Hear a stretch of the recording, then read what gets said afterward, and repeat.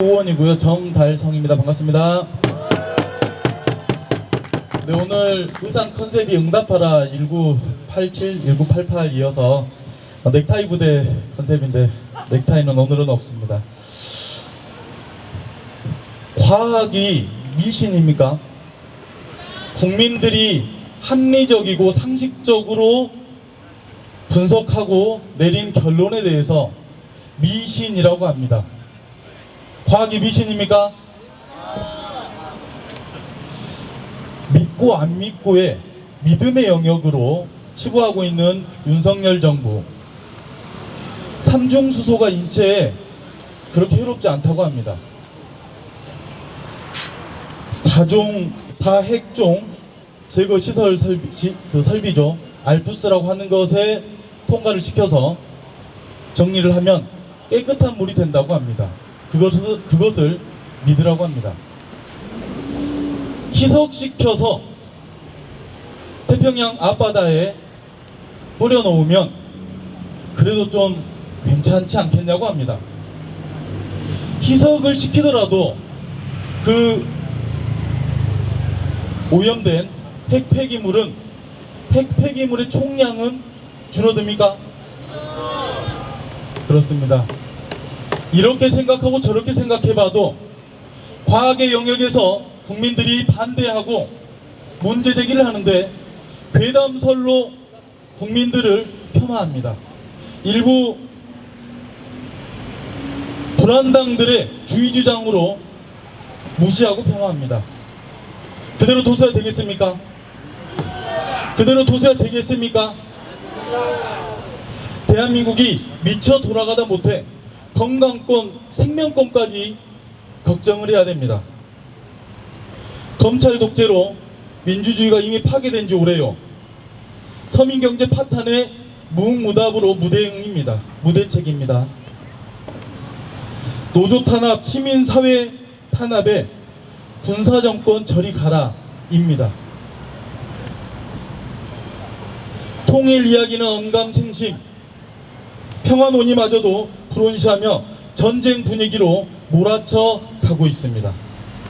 그런 정부이기에 어찌 보면 일본 오염수 방류로 인한 국민들의 생명권을 위협하는 일은 시간 문제였을지도 모르겠다는 자조적 목소리도 있습니다.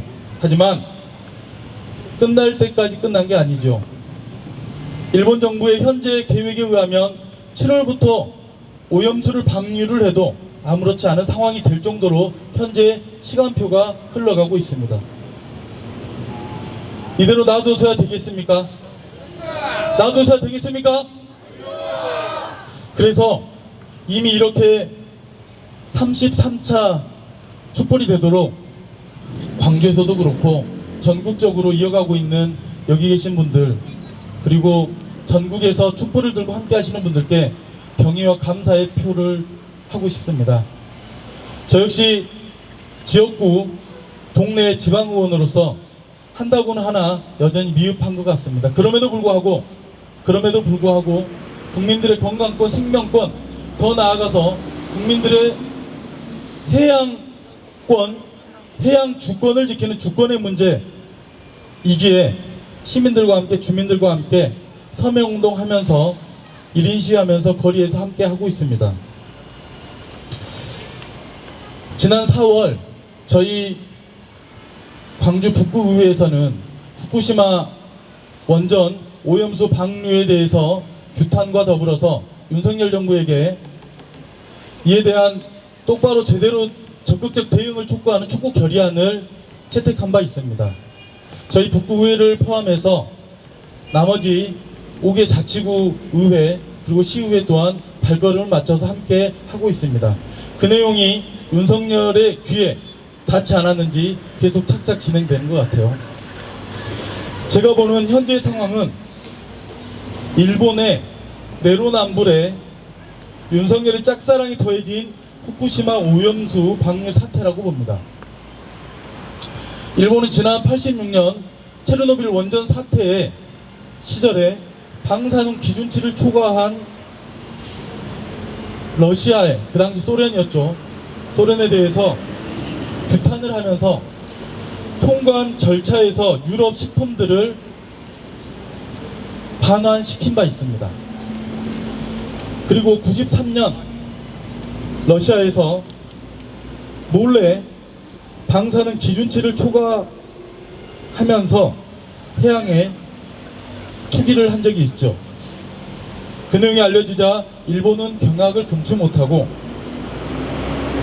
끝까지 러시아에게 책임을 물으며 96년 마침내 그 당시 대통령이었던 옐친으로부터 핵폐기물에 바다 투기를 하지 않겠다는 약속을 받아냈습니다. 이 대목에서 일본한테 박수 한번 쳐드려도 되지 않을까요?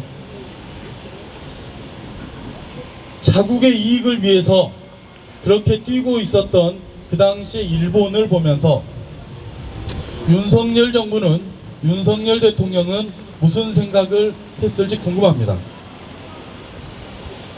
일본이라는 타국이 그 당시보다 더 위험천만한 후쿠시마 고농축 방사능 오염수를 방출을 할 직전에 있는데 현재 어떤 조치도 하고 있지 않기에 일본은 직진으로 가고 있습니다. 다시 한번 확인되는 바에 의하면 이대로 가면 7월이면 방류를 해도 아무렇지 않은 상황이 되어가고 있습니다. 희석시켜도 오염수는 오염수지요. 더 정확히 말하면 방사능 폐기물입니다. 전 인류를 상대로 한 대테러 행위이기도 합니다. 윤석열 정부에 묻겠습니다. 셔틀 외교를 통해 무엇을 얻고자 하고 있습니까? 셔틀 외교를 통해서 누구를 위해서 외교를 하고 있습니까?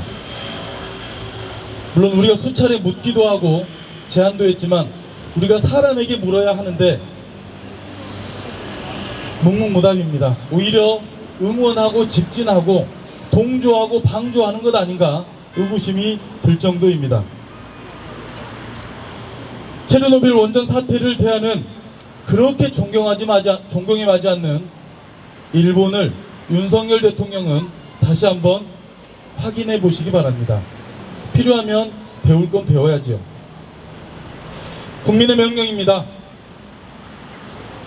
자국민의 생명과 안전을 책임지는 너무나도 당연한 임무를 수행하시길 바랍니다. 그렇지 않을 시 국민들의 철퇴가 올 것이 너무나 자명합니다. 지난 박근혜 시절을 보면서 똑똑히 확인했을 것입니다. 우리 국민은 우리 국민들 내에서 연대를 통해서 그리고 전 인류와 함께 연대를 통해서 싸워야 하겠습니다. 저 또한 그 길에서 우리 북구에서부터 그리고 광주 시민들과 함께 끝까지 함께 하겠습니다. 아무쪼록 촛불에 자주로는 못 나오지만 늘 무거운 마음, 감사한 마음 함께 하고 있습니다. 동네에서 지방의원으로서 주민들과 함께 이 문제 끝까지 해결될 때까지 함께 하겠습니다. 고맙습니다. 감사합니다. 현직 경찰로부터 연락이 왔습니다. 그러니까 광양 사태에 대해서 포스코 앞 유혈 진압, 무력 진압 사태에 대해서 일선 경찰들이 사지로 몰아넣는 경찰 수뇌부와 권력에 대해서 윤석열 정권에 대해서 예의주시하고 있다라고 연락이 와서 제가 오늘 이렇게 발언을 하게 됐습니다. 네, 시대의 불의를 질타하며 광주 민중항쟁 정신을 계승하고 계시는 촛불 시민 여러분 대단히 반갑습니다. 안병화 기념사업회 사무총장 유지현입니다. 인사드리겠습니다. 문재인 대통령께서 이런 말씀을 하셨죠. 80년 5월 그가 있어서 광주 시민도 대한민국 민주주의도 외롭지 않았다. 그 사람은 누구일까요? 먼저 안병화 치안감에 대해 간략하게나마 소개를 해드리도록 하겠습니다. 안병화 치안감은 1928년 강원도 양양에서 출생했습니다. 648기 출신인데요. 한국전쟁 당시에 육사단 7년대 포병장교였습니다. 북한인민군이 서울 포위 작전을 펼쳤는데 무산을 시킨 전투가 춘천 전투입니다. 그리고 개전 이래 최대 전과를 올린 전투가 음성 전투인데요. 이 전투에 참전해서 혁격한 무공을 인정받아서 화랑 무공훈장 2개를 수언을 했습니다. 그리고 여러분 잘 아시는 압록강에서 수통에 물을 담고 있는 국군 장병들을 많이 보셨을 텐데요. 그 부대 이름이 초산부대입니다. 그 초산부대 지휘관이 안병하 대위였습니다. 그래서 2015년 국가는 안병하 치안감을 6.25 전쟁 영웅으로 선정했던 것입니다. 1968년 경찰로 이직 후에 부산 중부경찰서장을 시작으로 서울서대문 경찰서장, 그리고 강원도경국장, 경기도경국장에 이어서 1979년 이 옆에 있는 전남도경국장으로 부임을 했습니다. 1980년 5월 21일 오후 1시 애국가를 시작으로 계엄군의 집단 발포가 있었는데요. 그날 오후에 계엄군과 전남경찰이 퇴각을 합니다. 퇴각 과정에 계엄군은 분노한 시민군과 교전을 했고 사상자가 발생했습니다. 그러나 전남경찰 2,000명은 광주 시민들의 보호 아래 단 한 명의 부상자나 낙오자가 발생하지 않았습니다. 안병하 치안감이 돌아가실 때까지 광주 시민들께 하염없는 고마움을 피력했던 이유입니다. 광주 전남 촛불 시민 여러분, 1980년 5월 25일 전두환 내란 세력은 전라남도 경찰국장 안병하 치안감에게 광주 전남 시도민에 대한 발포 및 강경 진압 명령을 내렸습니다. 그러나 안 치안감은 경찰은 시민에게 총뿌리를 겨눌 수 없다며 단호하게 명령을 거부했습니다. 그 후과로 안 치안감은 보안사에 연행되었고 혹독한 고문을 당한 후 8년 동안 고문 후유증을 치료하다가 갑자기 운명을 달리하게 되었습니다. 그러나 역사는 안병하 치안감을 화려하게 부활시켰습니다. 지난 2017년 경무관에서 치안감으로 1계급 특진을 시켰고 경찰청은 경찰 영웅 1호로 선정을 해서 민주경찰의 표상으로 삼았습니다. 이것은 부당한 명령에 대한 불복종의 정당성을 확인한 역사적 쾌거라 할 것입니다. 시민을 지키기 위해서는 상부의 부당한 명령에 복종하지 않아도 된다는 근거를 안병하 치안감이 목숨을 바쳐가면서 마련해 준 것입니다. 그러나 작금의 상황은 어떻습니까? 안타깝게도 윤석열 정권은 경찰을 정권의 안위를 위해 유용한 도구로 생각하고 있습니다. 뿐만 아니라 윤익은 경찰청장을 비롯한 일부 몰지각한 지휘부는 경찰을 스스로 권력의 죽으로 전락시키려는 책동을 서슴지 않고 있습니다. 지난 5월 말 전남 광양 포스코 현장에서 한국노총 금속노련 위원장과 사무처장에 대한 무자비한 무력 진압과 유혈 진압이 단적인 예라고 할 것입니다. 이 상황을 방치한다면 87년 이한열 열사와 2016년 백남기 농민과 같은 불행한 사태가 재발되지 않는다고 어느 누가 장담할 수 있겠습니까? 검찰은 조직에 충성하고 경찰은 권력에 충성한다. 검찰과 경찰에게는 국민이 없다는 비아냥이 쇄도하고 있습니다. 그래서 안병하 기념사업회는 경찰관 여러분께 강력한 동고와 요구 그리고 간절한 호소를 드리고자 합니다. 언제 어떠한 상황에서라도 시민과 노동자의 생명과 안전을 위협하는 그 어떤 명령도 거부하시기 바랍니다. 대한민국 경찰의 표성으로 자부하는 여러분의 자랑스러운 선배 안병하 치안감이 목숨 걸고 닦아놓은 부당한 명령에 대한 불복종의 정당성을 확인하고 계승해 주기를 간곡히 호소드립니다. 불의에 저항했던 80년 5월에 민주이념을 계승하고 계시는 광주 시민 여러분, 비록 경찰은 왕권 보호를 위해 왕에 의해서 유럽에서 창설되었지만 프랑스 시민혁명을 거치면서 경찰의 주요 임무는 시민안전이 우선되었습니다. 이러한 경찰의 변화를 가장 잘 표현한 말이 경찰은 제복 입은 시민이다라는 것입니다. 1980년 5월 안병화 치안관과 2,000명의 전남 경찰은 제복 입은 시민이 어때야 하는가를 보여준 빛나는 경찰 영웅들이었습니다. 80년 5월 시민의 안전을 최우선하며 부당한 상부의 명령을 거부했던 안병화 전남도경국장과 2,000명의 전남 경찰들, 그 위대한 민주경찰의 역사를 계승하고 발전시키는 것이 오늘의 민주주의를 발전시키는 동력이 될 것입니다. 대한민국 경찰 14만 명 중 최소한 13만 9천 명 이상은 안병화 치안감의 민주인권 유민정신을 계승하려는 확고한 의지가 있다는 것을 알고 있습니다. 그 민주경찰들과 함께 지금 이곳에 계시는 광주 전남 촛불 시민들이 앞장서서 대한민국 민주주의를 지키고 발전시킬 수 있기를 희망합니다. 마지막으로 1980년 5월 18일 안병화 치안감이 전라남도 경찰국 지휘관들에게 반복하고 강조하며 지시했던 명령을 이 시대의 경찰들에게 전합니다. 경찰이 흥분하거나 시위대를 자극하지 말라. 경찰이 다치더라도 절대 희생자가 발생하지 않도록 시민의 안전을 최우선하라. 고맙습니다.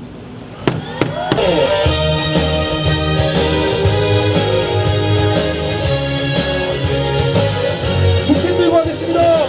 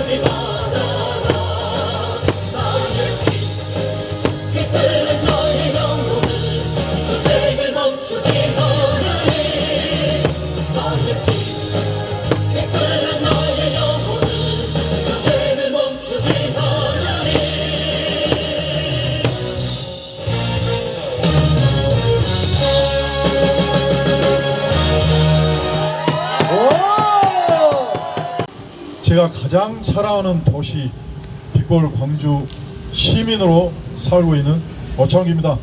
촛불 동기들 반갑습니다. 그러고 보니 오늘이 36년 전 6월 10일 60항쟁으로 기억하는 즉 6월 민주 혹은 민중항쟁의 기폭제가 되었던 날입니다.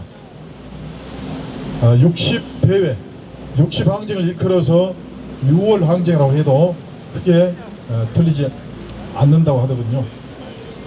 6월 항쟁을 놓고 말했을 때는 광주 민중항쟁과 떼놓고 생각할 수가 없습니다. 5.18 광주 민중항쟁은 43년 전 이곳 도시에서 비록 진압되고 말았지만 5월 학살, 진상규명 책임자 처벌 투쟁은 80년 한국변혁운동의 중요한 목표이자 화두였고, 전두환 군사 독재 정권에 맞서서 가열찬 투쟁을 전개하는 가운데 광주항쟁 진압 그 7년 뒤인 87년 6월 민주항쟁으로 우리 국민들은 승리하면서 80년 5.18 항쟁은 또 하나의 결실을 맺게 됩니다. 5.18 광주민중항쟁, 87년 6월 항쟁, 또 이명박 정권 때 광우병 촛불항쟁, 그리고 현 권력이었던 박근혜를 끌어내렸던 촛불 민중혁명이라고 할 수 있겠죠. 이렇듯 우리 역사는 거대한 봉우리들을 타고 넘어왔습니다. 이제 또 한 번 우리 국민들의 힘으로, 촛불의 힘으로 역사를 한번 또 추동해야 될 그런 시기가 다가오고 있다고 생각합니다. 기왕에 6월 민주항쟁을 논함에 있어서 조금 우리가 그동안 좀 간과하고 있었던 사실 하나를 제가 위키백과에서 좀 확인을 했습니다. 87년 이 말씀 드리기 전에 87년 상황은 여러분들도 익히 알다시피 87년 1월경에 박종철 부산 출신 서울대 대학생이었죠. 고문으로 사망하고 고문치사 은폐 조작 사건이 벌어지면서 온 국민들의 분노가 폭발하기 시작을 했죠. 그러던 차에 부천이죠. 경기도 부천에서 권인숙 양이 또 성고문을 당하는 그런 또 폭거를 자행하고, 그 와중에 전두환이는 4.13 호원 조치를 통해서 대통령 직선제 개헌이라는 국민적 열망을 이렇게 호도하고 뭉개버리죠. 그러던 차에 6월 9일 36년 전 어제였습니다. 우리 광주의 아들이었죠.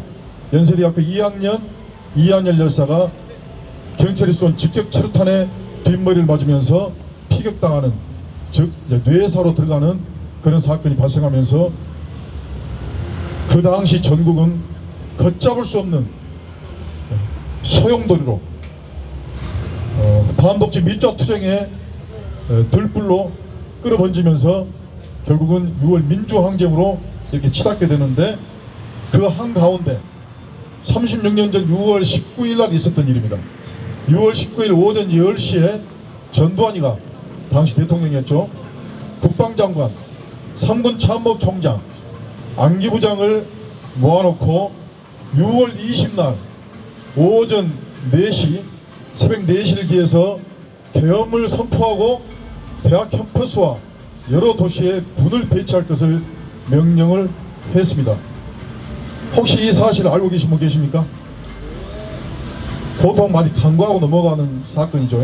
6월 민주항쟁이 큰 승리만 우리가 생각하면서 실제로 전두환이가 장기 집권의 야욕으로 광주 학살을 군으로 진압했듯이 전국의 주요 도시와 대학가에 다시 한번 군을 배치하고 무료로 진압하려고 했던 실제 이런 명령을 내렸습니다. 이것을 한국 CIA, 미국 CIA 지부에서 이 정보를 파악해서 백악관과 극히 이렇게 타진을 합니다. 그 과정에서 당시 레이건 미국 대통령이 친서를 보내는데, 그 친서를 받은 당시 주한미 대사 릴리가 6월 19일 오후 2시에 전두환과 접견을 합니다. 그 자리에는 주한미군 사령관 리브 씨도 함께 참석을 했습니다. 자, 친서의 내용이 뭐냐면, 전두환이는 이 친서는 지금 백악관 레이건 대통령의 친서예요. 그 당시 전두환이한테 보내는 친서예요. 내용이 뭐냐면은 군대 이동을 즉각 중지하고 무력 사용하지 말고, 그리고 정치범을 석방하고 언론자유 보장하고 이러한 내용들이에요. 그리고 이것으로도 안심이 안 됐던지 CIA 한국 지부의 정보를 받은, 즉 전두환이의 이제 무력 개입이 임박했잖아요. 주한미군의 탱크 5대를 동원해가지고 수도방위 사령부 그리고 주요 특전사 군부대 정문에 탱크 한 대씩을 배치를 해서 한국 군대 이동을 막는 무력 시위를 자행합니다. 그 순간 한국 군 내부의 동요가 일어나면서 전두환의 군 통수권이 사실상 와해되기에 이릅니다. 자, 왜 제가 이 말씀을 드렸냐면은 6월 민주항쟁과 5.18은 뗄래야 뗄 수가 없고 5.18 당시에 우리는 미국의 개입을 잘 알고 있지 않습니까? 그러죠? 80년 5.18 당시에 미국 항공모함 코럴시호하고 미드웨이호가 우리 한반도를 향해서 발진했을 때 당시 광주 시민들은 어떤 반응을 보였죠? 만세했죠. 환호를 했습니다. 혈맹의 후방, 세계경찰, 미국이 저 학살자 전두환이를 몰아내고 우리 광주 시민들을 구원해 줄 것이다. 그런데 불과 얼마 지나지 않아서 모든 진실은 드러났죠. 신군부의 군대 이동을 묵인 방주 심지어 승인하고 24단 군대 파병을 승인하고 그리고 그렇게 해도 생존권으로 무장한 광주 시민들에게 신군부의 진압이 실패했을 때 직접 미국이 광주 진압을 하기 위해서 제2전선을 펴기 위해서 항공모함을 띄웠다는 것이 다 이제 드러나고 말았습니다. 그래서 5.18 광주 항쟁의 최대 결실 중에 하나가 반미였던 것이죠. 그해 80년 12월에 이곳 광주에서 미문화원 방화 사건이 벌어집니다. 82년도 부산 미문화원 방화 사건이 벌어집니다. 대구 미문화원 방화 사건이 벌어집니다. 85년 서울에 있는 대학생들이 서울 미문화원을 점거하고 점거 시위 농성을 벌입니다. 86년도 전방 입소를 보내는 대학생들 속에서 우리 광주 출신 서울대생 이재호 열사와 김세진 열사가 분신 투신을 하면서 미제 양키 용병 전방 입소 거부한다고 분신 투신을 했습니다. 한마디로 광주항쟁 이후에 미국의 우리 한반도에 개입하고 있는 그 진실을 밝히는 대중적인 반미 시위가 들불처럼 전개되는 과정과 우리 민중들의 헌신적인 투쟁 속에서 미국은 87년 이 전두환이가 또 한 번 제2차 계엄령을 선포하고 이제는 광주라는 일개 도시가 아니라 전국의 주요 도시에 탱크와 전차와 특수부대를 밀어넣는 그 직전에 미국은 7년 전과는 전혀 다른 판단과 선택을 하게 되지 않습니까? 왜 그랬을까요? 왜 미국은 87년 6월 항쟁 7년 전인 광주에서는 신군부의 광주 학살에 대한 진압을 묵인 방조 승인했던 그들이 7년 뒤에는 미국 백악관 대통령 레이건이 친서를 통해서 주한미 대사와 한미연합 사령관을 통해서 군대 이동을 막고 심지어 그것도 안심이 안 됐던지 주한미군의 탱크 5군데 주요 군부대 정문으로 보내가지고 무력 시위를 통해서 전두환이의 군 투입을 좌절시켰어요. 왜 이런 일이 가능했겠습니까? 저는 그렇게 생각합니다. 현재 우리가 발딛고 서 있는 이 한반도의 상황, 미국과 대한민국의 관계, 우리가 그토록 믿어왔던 한미 동맹의 실체, 이것을 바로 깨닫지 못했던 80년 5.18 당시에는 한마디로 속았죠. 우리 광주 시민들이 속았고 당했고 수천 명이 죽음으로 그 희생을 딛고 그 진실을 깨달았던 겁니다. 대중적인 반미 투쟁이 한반도에 들불처럼 번지면서 87년 상황에서 전두환이가 2차 군 투입을 감행하려고 했을 때 이제는 미국이 나서서, 즉 왜 나섰겠습니까? 그들은 이런 고백을 했어요. 한미 동맹을 위해서 전두환이를 막고 또 하나의 신군부의 대통령이었던 노태우로 연착륙을 시도한 것이다. 미국은 87년 6월 항쟁 상황에서 대한민국의 정치 현실을 보면서 정확하게 미국의 국익을 위해서 판단하고 움직인 것입니다. 국제관계에서 그게 맞죠? 현재 윤석열이가 대한민국의 대통령인데 지금 대한민국 국익을 위해서 외교를 합니까? 대한민국 국익을 위해서 지금 정치를 하고 경제와 정책을 쓰고 있습니까? 외교를 보든 뭘 보더라도 국가의 원수로서 도대체 이해할 수 없는, 미국으로 봐서는 가장 미국의 국익에 합당한 대통령이 윤석열이요. 일본으로 보더라도 일본에게 가장 이익이 되는 대한민국 대통령이 윤석열 아닙니까? 그러면 그 윤석열이가 우리 대한민국 국민을 위해서, 그 국민들의 생명과 재산, 그 안전을 위해서 합당한 대통령입니까? 왜 이런 일이 벌어지고 있는 것인가? 저는 단언컨대 우리가 발딛고 서 있는 이 땅의 지형, 당장 우리 눈에 보이지는 않지만 우리가 어떤 기울어진 운동장 위에 서 있는 것인가? 정상적인 한미 동맹 위에 서 있는 것인지, 아니면 예속적인, 기형적인, 심지어 종속적인 한미 동맹의 기울어진 판 위에서, 그래서 여당에서 야당으로, 야당에서 여당으로 얼굴이 바뀌어도 결국 10년, 20년, 30년이 지나도 우리의 희망 고문은 계속 반복되고 있는 그 이유가 어디에 있는가? 우리의 발딛고 있는 이 현실을 우리가 항시 잊지 않으면서 87년 6월 항쟁은 대통령 직선제 개헌이라는 승리를 쟁취했지만 6공화국이라는 또 다른 신군부 정권의 연장이라는 부분적 승리에 그쳤습니다. 그러나 역사는 그렇게 진퇴를 반복하면서 발전한다고 했죠. 이제 우리에게 주어져 있는 과업은 5.18 민중항쟁, 87년 6월 항쟁, 그리고 광우병 촛불항쟁, 2017년 촛불 국민 민중항쟁에 이어서 우리 스스로 우리의 생존권, 생명과 재산과 안전을 보장할 수 있는 우리 민중들의 위대한 단결이 있어야 한다고 생각합니다. 끝으로 현실적으로 내년에 총선 있죠. 내년 총선에서 만약에 이 윤석열이가 기반하고 있는 국민의힘이 야당이 질이 멸렬이든 우리가 못해서 어쨌든 간에 그들이 총선에서 승리라도 하는, 반쪽짜리 승리라도 하는 그런 일이 벌어진다면 현재 여러분 앞에서 벌어지고 있는 이 현실이 더욱더 참혹하게 가속화될 것이라는 것은 삼척동자도 잘 알고 있는 사실일 것입니다.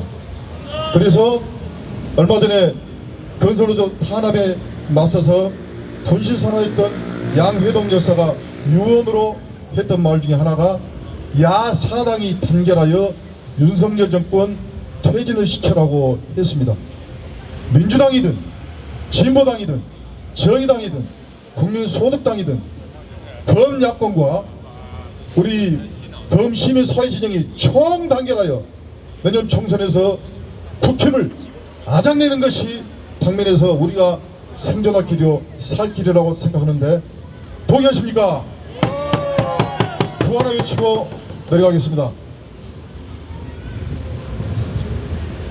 범야권과 시민체야 총단결로 내년 총선에서 국민의힘을 박살내자! 감사합니다. 한밤의 꿈은 아니리 오랜 고통 단후에 내 영체 빛나는 눈물에 뜨거운 눈물들 줄기 강물로 고된 땀방울 함께 흘러 넓은 평화의 바다 정의의 물결 넘치는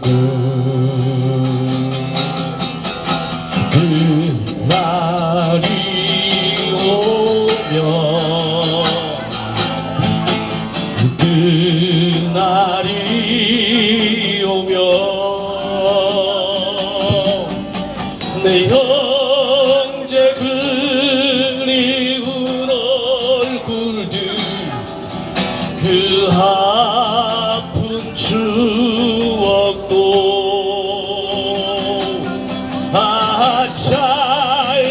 짧았던 내 젊음도 헛된 꿈이 아니었으니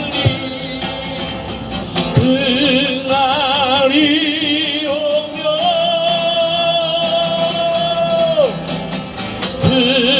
그날이 오면 그날이 오면